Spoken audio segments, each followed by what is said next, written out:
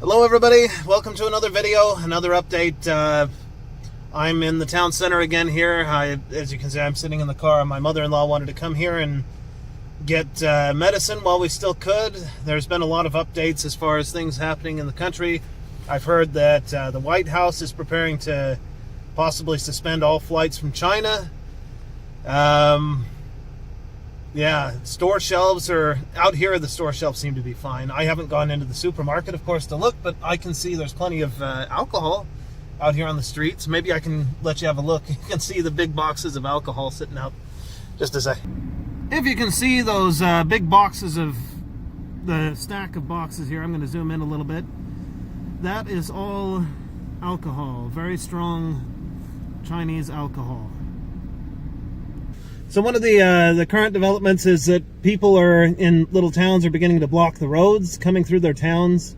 The government has come out and said that they can't do that, but of course they're all panicked because of the virus, and they're doing all kinds of things. Signs, of course, have been appearing saying it's against the law. I'm not sure if I mentioned this in my other video, but apparently now it's against the law currently for people to gather in groups more than of 10 or more.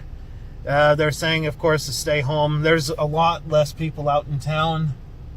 I'm still surprised to see some old people going around without masks. I see some people smoking with, of course, they can't smoke with a mask, but maybe they got the idea that they can do that old rumor about if you smoke, you're not going to get the virus or whatever.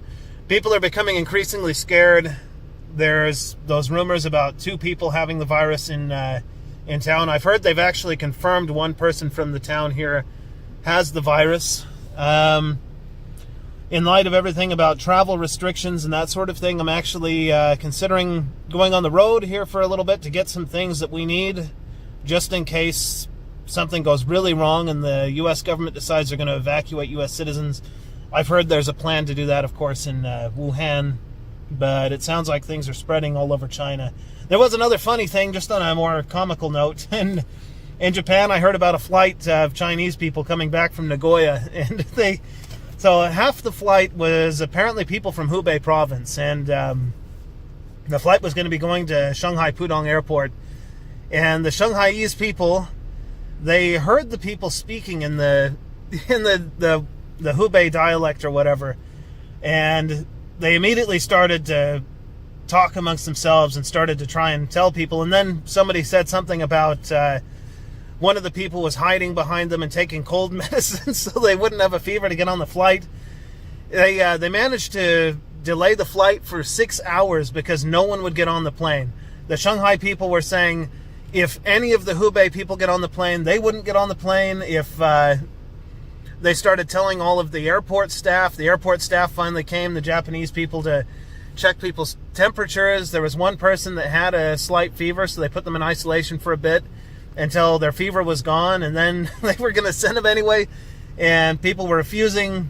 They were arguing and fighting, sending messages back and forth to China, alerting all of the authorities in the Shanghai Pudong Airport that, you know, this flight of Wuhan people are coming, and apparently the Wuhan boogeyman has made it all the way to Japan and other places. So in the end, the Wuhan people are just like, well, we're getting on the flight whether you are or not.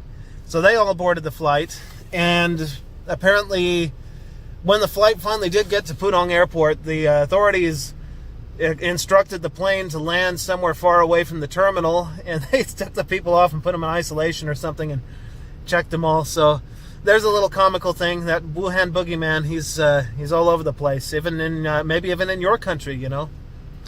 But like I said, I'm considering going on the road here for a little, just a short road trip, I guess you could say, to go back home to get some things that we need.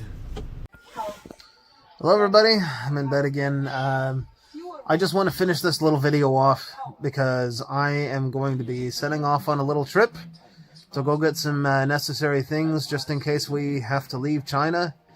And I wanted to post this before I go, and then yeah, I'm going to document what I see along the way, and hopefully we make it there and back without too much trouble. As you know, the roads are, well, we'll see what happens anyway.